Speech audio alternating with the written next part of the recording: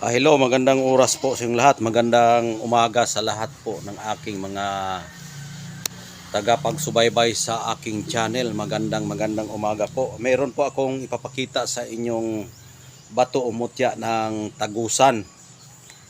Tagusan po ito na bato at ito ay bago ko lang nakuha. Sa araw po ito ng Martes ko ito nakukuha. Ito oh. Araw po ito ng Martes na kukuha. Yan. Legit po ito. Batong tagusan. Yan o. Yan. Ang haba niya ay 3 inches yata. Yan o. 2 inches. 2 inches. So, merong sobra pero konti lang yung sobra. Yan o. Sobra siya. Mga 2 inches and a half yung ang haba niya. Tapos yung laki niya is tingnan natin yung laki niya. Kalahating pulgada yung laki niya. Yan po tagusan. Tapos pakita ko sa inyo yung butas na makapasok yung tukog ng lubi o yung nyug. Ito. Kunin natin yung tukog o tinatawag na yung ginagawang walis tingting. Ito sa nyug kasi galing yung walis tingting. Yan. Tanggalin natin yung dahon. Tapos itusok natin ito sa batong tagusan para makita nyo na iyan po ay batong tagusan talaga. Yan. Ito na po. Tapos ayan po yung bato, no. Ipakita ko sa inyo yung maayos yung bato. Yan. Original talaga siya na bato talaga to. Bato siya. Yan. Tapos ilagay ko ito dito sa kanyang butas para makita nyo na iyan po ay tunay na legit na mutya ng batong tagusan. Ayan o. Ayan. Tumatagos talaga siya.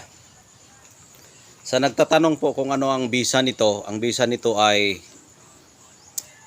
kahit gaano ka tigas yung tao na magdadala ng mutya sa pamamagitan ng batong ito ay matatablan talaga yung mga taong nagdadala ng agimat na bato. Dahil nga yung batong dala mo ay tumatagos.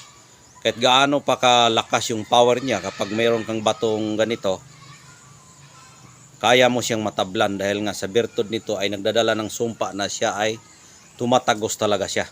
Ayan. Tumatagos talaga siya. Yan.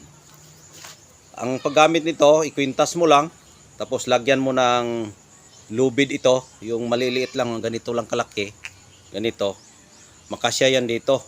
Hindi ko lang siya nilagyan dahil nga bago ko lang ito na po at i-vlog ko sa inyo para pwede kayong makakita nito, baka sakaling ito ay mapasa inyo, ay ingatan nyo lang po. Ayan, maraming purpose yung batong tagusan. Minsan kung ginagamit mo sa sugal o sa pampaswerte sa hinaharap, pwede mo itong hawakan dito tapos silipin mo ang butas at makikita mo yung mga invisible na mga tao o yung mga espiritu na hindi makikita sa walang taong tangan-tangan.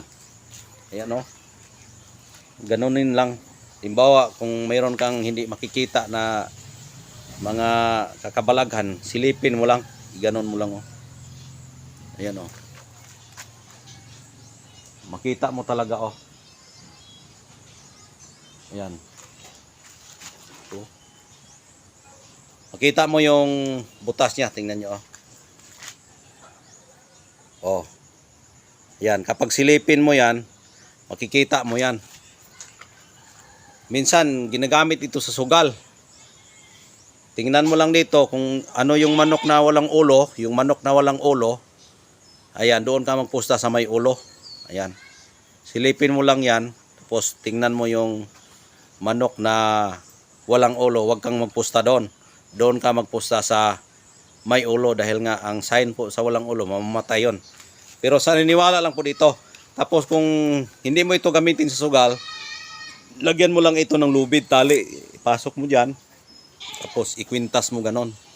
Kwintas mo. Ito rin ay sumpa ito sa mga taong may tangan-tangan na mga bato o mutya na mga katulad ng mga mutya na walang mga butas. Kapag dala mo ito, yung nagdadala ng yung nagdadala ng solid na mga bato, ikaw lang ang makapag talo sa kanila sa pamamagitan ng mutya ng batong tagusan. At hindi lang po yan na batong tagusan na ano natin sa spiritual, mabasa natin, dahil nga sa batong tagusan kasi lahat ng mga problema mo sa buhay, problema sa mga financial, problema sa mga mabibigat na problema, kapag mayroon ganito, kaya mo malalagpasan ang mga bagay-bagay na hindi magawa sa iyong material na bagay.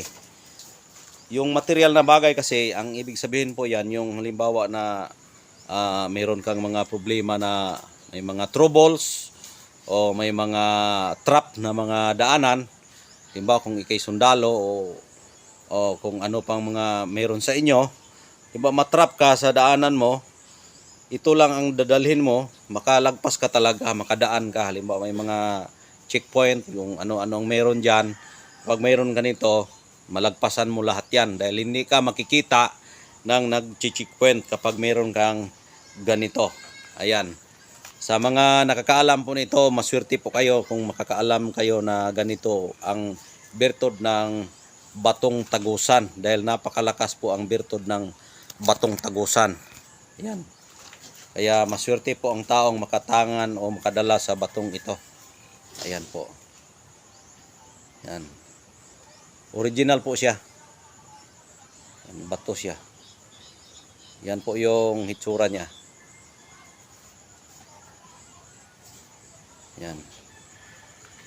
Ulitin ko po, ang gamit nito ay madaanan mo at malalagpasan mo ang mga hinaharap na hindi mabuhat sa mga material na bagay.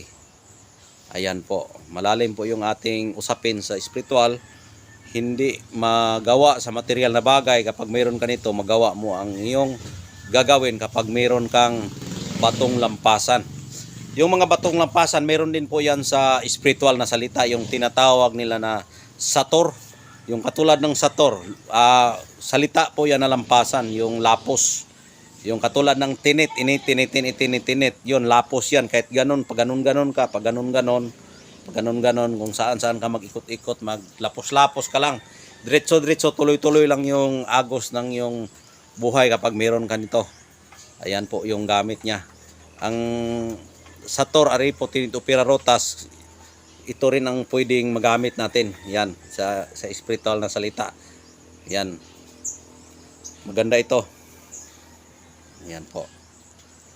Yan. Lagyan mo lang ito ng tali sa nangangailangan ng ganito. Marami ako ganyan dahil nga meron ako mga kwintas na puro mga lagpasan. Ilagay ko lang sa aking paglalagyan para kung in case of emergency, magamit ko yan lahat, ikwintas ko yan lahat. Ayan. Ang salita sa batong lampasan sa spiritual, yung sator. Sator, aripo, tinit, opera, rotas. Tapos, yung sa gitna talaga, may holy cross dyan na tinit. Yan mo lang, ibigkas mo lang yung tinit. Tatalab na yun sa iyo kapag mayroon ka nito. Ayan, kung gagamitin mo lang ito sa protection. Pero kapag gamitin mo ito sugal, wag mo nang gamitin yung mga orasyon na tinatawag na mga pulong lapos. Wag mo na yung bagitin kung ikaw ay sugarol. Silipin mo lang yung yung mga manok na walang ulo, doon ka na magpusta sa may ulo. Dahil alam natin na mamatay talaga yung walang ulo. Ayan, sa mga sugarol lang po yon. Pero pag gusto mong yung hindi ka sugarol, at ako, hindi naman ako nanugal, dahil nga mayroon din nagtatanong sa akin na pwede ba sa sugal. Depende kasi yon sa bisyo ng tao. Dahil nga dito sa mundong ibabaw ay mayroon tayong mga karunungan at bawat isa ay mayroon tayong kanya-kanyang kaligtasan. Kaya para sa akin po, hindi naman ako mag-ano sa mga taong ganyan dahil nga bisyo nila yan. At para sa akin, kanya-kanya tayong kaligtasan at freedom tayo dito sa ibabaw ng lupa. Kanya-kanya tayong kaligtasan. Ito isasabi ko lang ang katotohanan kung paano gagawin at kung ano ang yung gagawin. Ayan po ang aking mutya sa lampasan. Kaya hanggang dito na lang. Maraming salamat. Sana magustuhan ninyo at God bless po sa inyong lahat. Bye-bye. Ingat po kayo palagi.